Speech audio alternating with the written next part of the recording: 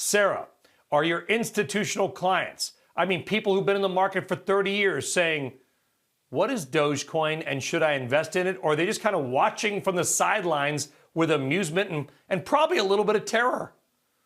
You know, Dogecoin is a great hobby coin, right? If you can't get to Vegas right now and you feel like gambling on something silly, we have an altcoin for you, right? So I don't think institutional investors are looking at it quite as seriously as Ethereum or Bitcoin with ETFs on the horizon. But I do think it's interesting, right? Every day the internet has a main character, and today, Reddit and Twitter have decided that main character is Dogecoin.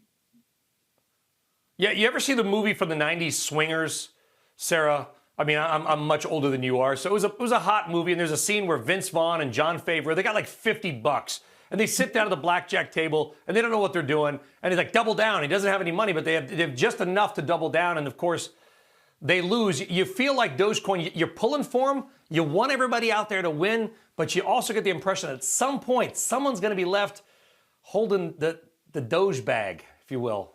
Yeah, I mean, bag holding is an entire subculture in the Wall Street bet style communities where they talk about that, right? You want diamond hands in the parlance. You want to hold until you hit your price target. Laser eyes, diamond hands, right? But at the end of the day, if you hold too long, you can lose it all. So that, I think, is a big experiment we're going to see today.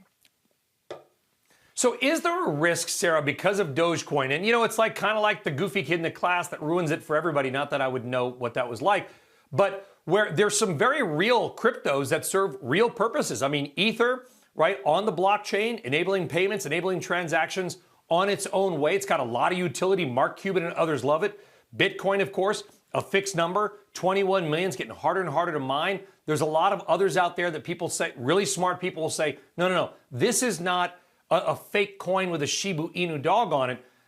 Does Dogecoin, if it ends badly, do you think it could have a ripple, no offense or no pun, impact on the others because they're all unfortunately kind of lumped into the same basket right now?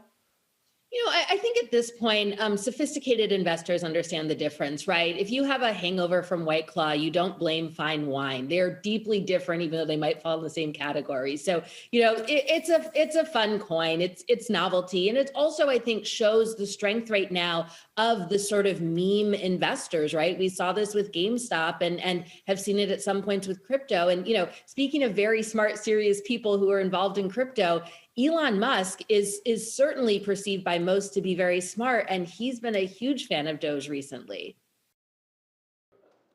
Shepard Smith here. Thanks for watching CNBC on YouTube.